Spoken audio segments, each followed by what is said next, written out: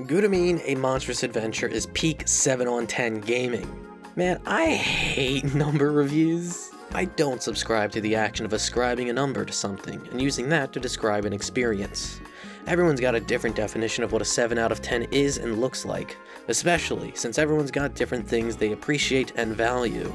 This is why I don't use number ratings, and I'd rather just say, yeah, I like the thing, or it's complete ass. Number values are not meaningful at all, and I find it much more productive to describe Gurumin as mid.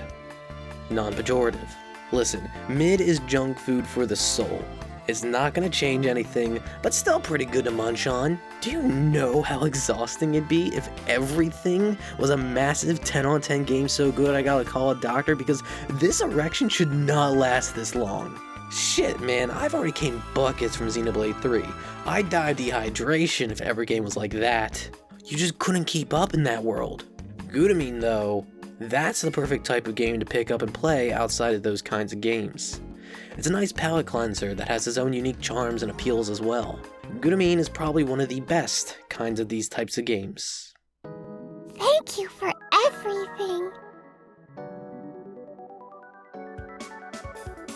I think this is probably the only falcom game I've played. As much as I'm sure Trails and Ys are good, I don't need another massive as fucked RPG series to add to my list of shit to play. I know me, I'm crazy enough to get interested in a series like those and be like, fuck it, I'm gonna start from the beginning and play through all of them in order.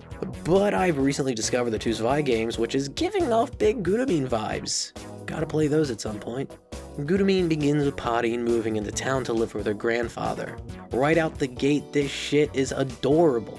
The character models are generally well designed, but the real charm of these characters come from the faces and the way they're animated. They allow these characters to be both simple and expressive at the same time. And Patine's face is consistently overlaid above her hair, so you are always seeing what expression she's got. Before even talking to any of these characters, I find them cute and likable. Well, except Cylinder. Fuck Cylinder.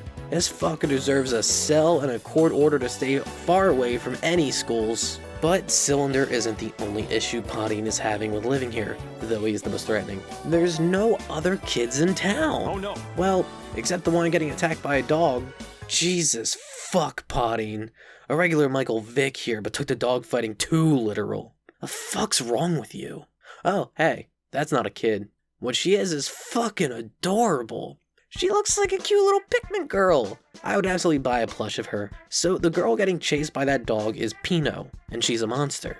Pino isn't the only one either. There's a whole village of them. What I said earlier about the character design applies to all the monsters too, but more. They're even simpler and even more cute and likable. Overall, I'd say Gurumin has a strong cast of characters that exude a Saturday morning cartoon vibe. They're colorful, cheery, each with personalities having their own quirks and charms that makes them memorable. Though some characters have a little too much personality. But shit, a monster friend got fucking kidnapped. In order to go save Puku, Patine's gonna need a weapon. Luckily, Patine be the pull-out queen and landed herself a dick thrill. Fuck, a sick drill. When you leave the town to go save Puku, you get railroaded to the first stage of the game in the Potato Ruins area. With the first level, you finally get a chance to feel the way the game controls and plays, and it's surprisingly way more fluid and smooth than you would expect.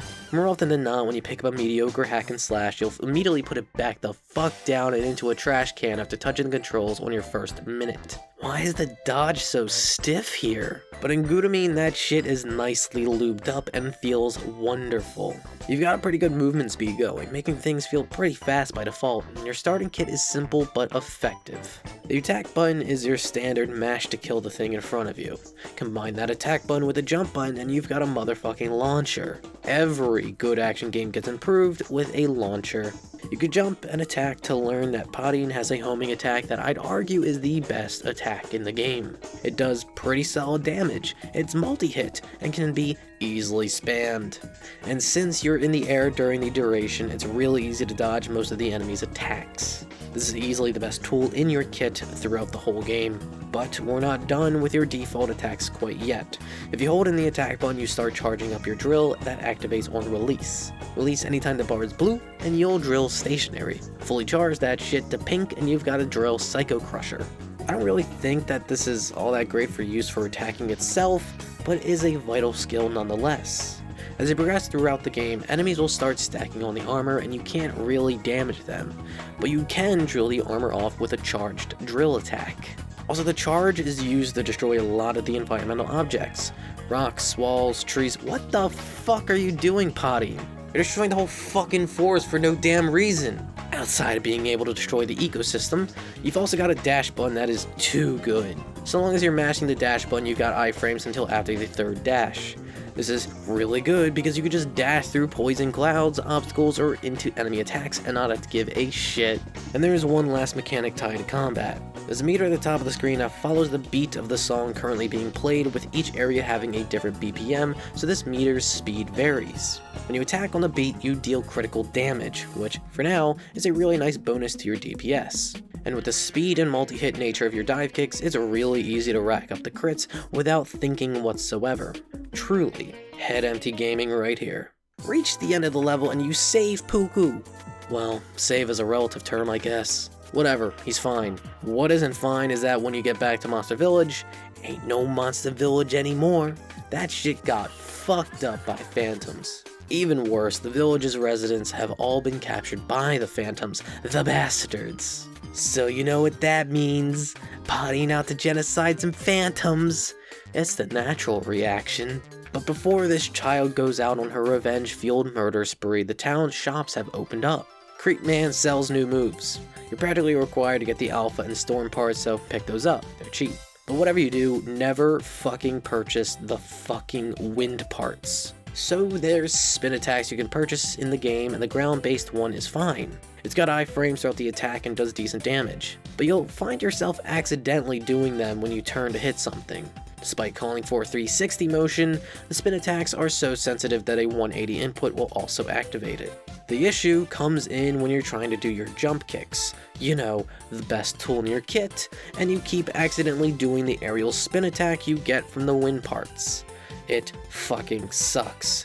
It makes your jump kicks harder to maintain doing. Don't buy it. When you finish a level, you're given medals, and to trade them in, you go to Potting's grandfather, Hyperbolic, to exchange them. When you get the first gold medal, get the monkey hat. It's required, which is why it's so cheap. What you really want, and what you're gonna need to save up for, is a new hat. That being, the vampire kit. Your goggles aren't the only thing Potting is rocking. You can swap them out not only for different looks, but more importantly, different effects and bonuses. All of these hats can be upgraded using junk, and you can easily get a hat to level 4 or 5 by the end of a playthrough with other hats at level 2, but that 5th level costs 999 junk. So you'll either need to grind for it or get that final upgrade in subsequent playthroughs. I recommend upgrading the goggles once to make you immune to water damage and saving the rest of your junk for the vampire kit because, oh man, is this shit busted. The vampire kit by default heals you whenever you do critical damage, which combine that with your really fast multi-hit dive kicks, which crits super often, and you absolutely fucking steamroll these weak, pathetic bitches. No more worrying about health ever. But when you upgrade the vampire kit to max, you get two things. 1, enough bonuses to go off the text box, which is pretty funny. 2, you get 50% defense, 1.5 times more damage, and rather than just crits, now all attacks heal. In addition, just standing around also fucking heals you. The game is solved now. But the downside to the vampire kit is, well, just look at it. I really wish Gurumin had a cosmetic slot so I'd be able to get the effects of the vampire kit while also taking on a different look. It's not that I detest the look of the hat, the real issue comes in with cutscenes. The sunglasses are an exception to Potting's expressions, and the hat will hide her eyes, which sucks. But also, there are a couple of cutscenes where the hat is large enough where it'll block the camera, which I think is a little bit funny, not gonna lie, but it is still a shame. With a shopping and wish listing of what you want to eventually get done, you've gotta find Poco, Puku, and Pino in town. Ignore this blonde girl for now, she's a New Game Plus thing. I'll get to her later. So now it's time to rebuild town and more importantly seek out revenge, so leave the village and you've got 2 levels to go through. The second level, Potato Ruins, is open, but you also have to end up replaying the tutorial level as well. These levels aren't long either, can easily power through this shit in a couple of minutes easy. but it is still a bit annoying nonetheless. Whichever you decide to go through first is your choice, but I went through the second stage first. The levels in Gurumin are simple and straightforward. Lighter levels will have their unique elements, but the levels in Potato Ruins, as it is the first available to you, are very standard affairs. Corridors, rooms of enemies, simple puzzles and platforming that anyone could solve to get you used to the way the game feels, controls, and is structured, as well as some cute hopping cube creatures. Aw, look at them, how adorable! Yo, what the fuck, potting? And at the end of every level, you get a piece of furniture to be returned to the monster that previously owned it. In this case, you get Poco's boombox. The first level gives you a potted plant.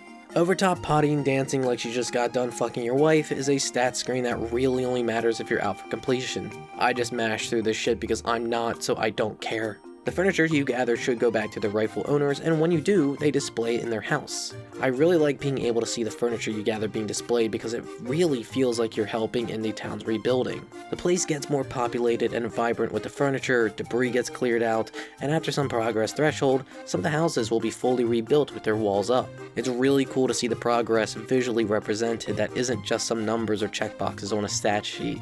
And handing in more furniture is how you unlock more levels to play through. Pretty often, a piece of furniture will unlock 2 levels in different areas, allowing the player some degree of freedom of how they want to approach the level order. If you're sick of the Potato Ruins, you can head off and see what the Radish Woods are all about. There's 5 main areas in Gurumin.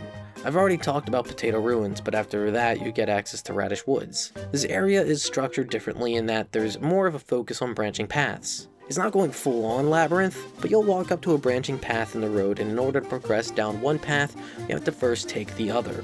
You then gain access to the Spinach Caverns, which has a stronger emphasis on hazards and traps. Poison mushroom clouds are absolute bastards, since I never feel like switching to the gas mask ever. There are spike floors which you could jump over, and even a rolling boulder. The Pimento Mountains has a lot more cliffs and areas you could fall off of, so I hope you've got the platforming and the potting feel down by this point. And finally, the Eggplant Caverns, the last and most challenging of the areas. I like the aesthetic of this area a lot. It's got a very spacey skybox. The way each of these areas are structured is that after 2 levels, you then have to fight a boss of one of the Phantom Big Bads to further progress. Ugh, like, what took you so long? I've been waiting like forever. You make me sick, you slimy. Fuck, potting, you can't use those words, man. That's not okay. I'm only gonna be talking about the first 4 bosses right now because, hey, spoilers be lurking in the later shit.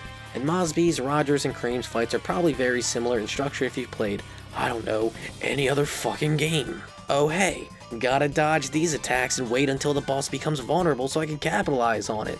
Capitalize with what? You guessed it, jump kicks. The first boss fight, Bob, is structured differently than the other 3s in a way I like that I think plays to this game's strengths. So the dude's armored the hell up, and in order to make him vulnerable to attacks you have to charge your drill to drill it off. Rather than, like every other game, having the player wait for their turn, the player has to use a core mechanic of the gameplay to create their opportunities to go in, allowing you to either go in aggressive or fight defensively effectively, allowing you to create your own pace. And once the armor is knocked off, Bob will try to go for it to put the armor back on, putting you back to neutral. In that moment of vulnerability, you can now attack him to try to keep him away from the armor since he experiences knockback. It's real fucking easy to bully this guy with jump kicks because they come out so fucking fast. And with each Phantom Big Bad put into an early grave, you then free one of the monster villagers. Well, not all of them. For some reason, the second Rocco's freed, Potting decides to murder him in cold blood. Now we get into Gurumin's biggest issue, the other half of the levels. Much like how there's 2 levels before a boss fight, there's 2 levels after each boss fight in each area. The problem is, they are the exact same levels, but played in reverse. There's 20 total levels in this game where 10 of them are the first 10, but you instead start at the end and work your way to the front with a bit of a palette change as well. The only other difference is enemy placements to make it a bit harder. But it's such a shame, man. The game has been really good up until you hit the realization of, wait, is this the same fucking level? This has been one of the only games I can think of where you were suddenly hit with a budget brick wall. The other game is Xenogears, but you could feel that budget in a much more drastic way. But for whatever reason, either money-based budgeting or time-based budgeting, something ran out, and so those levels are all reused, rather than every level being unique. I would have loved to have seen what other new elements or set pieces the team had up their sleeves. As much as the minecart is sickening to look at, it is still cool and makes that level unique. Or rather, levels, I guess. Okay, so now we're getting into a bit of spoilers. I want to talk about the final boss, so skip to this time code if you would like, but who the final boss is hinted at the beginning of the game, and I'm not gonna talk about the story twist of the game either. So when you fuck up the Phantom Prince, he's all like, "You dumbass, beating me was all part of the plan! Now the dragon Tokudon is reawakened. Get fucked, loser!" When you enter the fight, you're hit with one of the sickest fucking songs in the game. Soaring through Azure's sadness. During the whole intro cutscene to the fight, I was getting pumped the hell up, being all like, "Oh hell yeah, time to fuck up this dragon," only for the fight to begin and it's all dodging. Fuck off with that shit. You hit me with the hypest track and all I'm doing is waiting and mashing dodge? The fuck's up with that? Yeah. All you have to do is dodge the attacks, which is not hard to do until you hit a time-based trigger for Tokudon to get shot up with a cannon. Fortunately, this boss isn't entirely dodging. That's just phase 1. Good. Phase 2 is a much... Wait, where the fuck did Soaring Through Azure's Sadness go? Are you telling me that that song does not get played through the whole boss and is replaced with this weaker song? Fuck off. Phase 2 is a much more straightforward fisticuffs that takes some cues from Bob's fight. You can't really deal damage to Tokudon's body, only his head, until you drill the armor off. I would recommend that you only drill the chest piece off because if you drill it all off, then Tokudon will regenerate all the armor back. So just take the one piece off and jump, kick, jump, kick, jump. Now that I beat the game, I'm far from over. No, that was just the first playthrough. Remember that blonde girl I said to ignore for later? That's Popone. She's an unlockable character you can play as. How do you unlock her? Well, you've got to play through the game on normal, on beginner, on hard, and on happy. That's right, 4 fucking playthroughs to unlock this bitch. She better be fucking worth it. So welcome to New Game Plus. When you start your new game, only a few things get carried over. Your money, your junk, and your hat upgrades carry over. You do not keep any inventory whatsoever, nor any health upgrade. I recommend you grind up enough money to buy the vampire kit at the beginning of each playthrough to make them quick. So hard and happy difficulty should be easy to grasp. Enemies and traps deal more damage, and in happy even more so. Beginner, though, does feature some differences that is interesting. For one, ice physics are gone, so no more slipping. Also, there's platforming assistance, where, when you jump, potting will home onto the platform. This is mostly fine, but I did find it got in the way on the Roger boss fight. Because Roger's surrounded by a bunch of small platforms, potting will try to jump onto those every time you try to jump in to do the jump kicks. It can be a little bit annoying. The good thing about these subsequent playthroughs is that they are pretty short. You can easily beat the game in 3 hours no problem if you are able to buy the vampire kit right out the gate and blitz through all the levels. So after 3 more playthroughs, is this bitch worth it? When you first talk to her, you get a pretty funny exchange between Potine and Popone, where Potine hands her the script to Gurumin, as Popone will be appearing in the cutscenes from here on. Though Potine's voice still comes out of her mouth. What a neat trick she could do. Popone, rather than a drill, uses a sword, and nothing about how she plays is any different. In fact, she has less than Potine. So get this, Popone can't equip hats whatsoever, and seeing as how hats can get absolutely fucking busted, it makes Popone feel weak and inferior to Potine. It's a shame to say, but this bitch ain't worth it. Don't bother unlocking her legit, just go find a save file online if you're really interested in checking her out. Gurumin, a monstrous adventure, has its fair share of problems that keeps it from being a fantastic game. The biggest of these is that half the game feels unfinished as you end up playing the first half again. And that sucks, because while playing with its tight controls, listening to its fantastic music, and enjoying its humor and characters, I'm having an absolute blast. This game is incredibly fun to play, and when I get to the second half, I just get bummed out because it's somewhat wasted potential. It's that waste that keeps Gurumin out of that A+ tier and keeps it firmly in mid. But that's fine, as I said, because the rest of the game is an enjoyable time. Listen, the game is $10 on Steam and will pretty often go on sale for $3 fucking. That shit's super cheap for a fun game that truly comes.